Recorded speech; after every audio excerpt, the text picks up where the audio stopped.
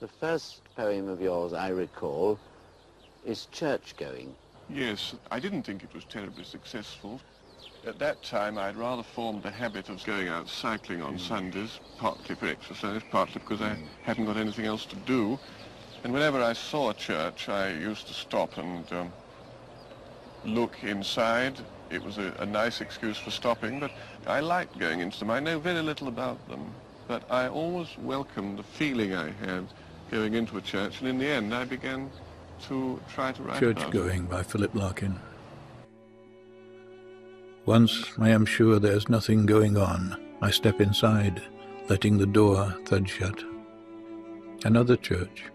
Matting, seats and stone, and little books.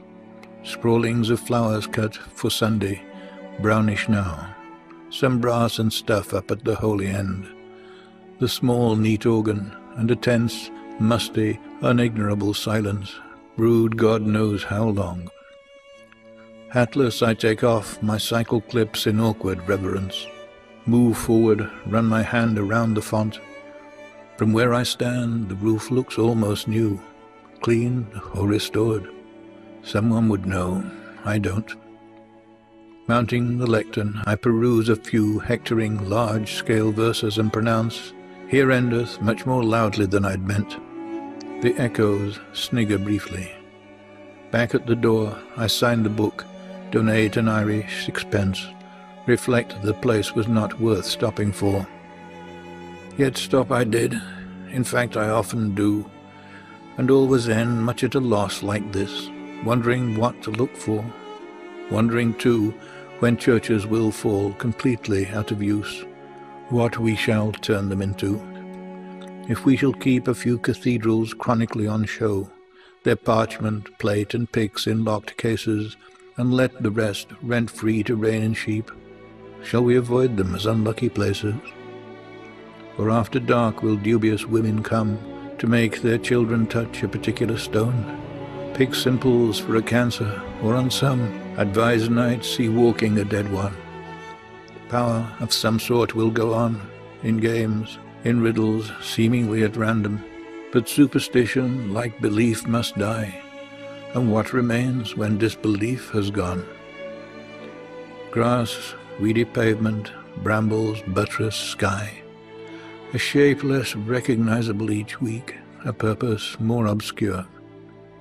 I wonder who will be the very last, to seek this place for what it was. One of the crew that tap and jot and know what rude lofts were.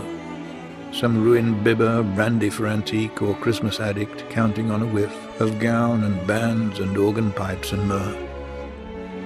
Or will he be my representative, bored, uninformed, knowing the ghostly silt dispersed, yet tending to this cross of ground, through suburb scrub because it held unspilt so long and equably what since is found only in separation, marriage and birth, and death and thoughts of these, for which was built this special shell.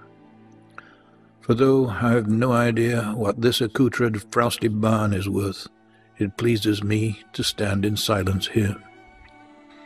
A serious house on serious earth it is, in whose blent air all our compulsions meet, are recognized and robed as destinies, and that much never can be obsolete, since someone will forever be surprising a hunger in himself to be more serious, and gravitating with it to this ground, which, he once heard, was proper to grow wise in, if only that so many dead lie round.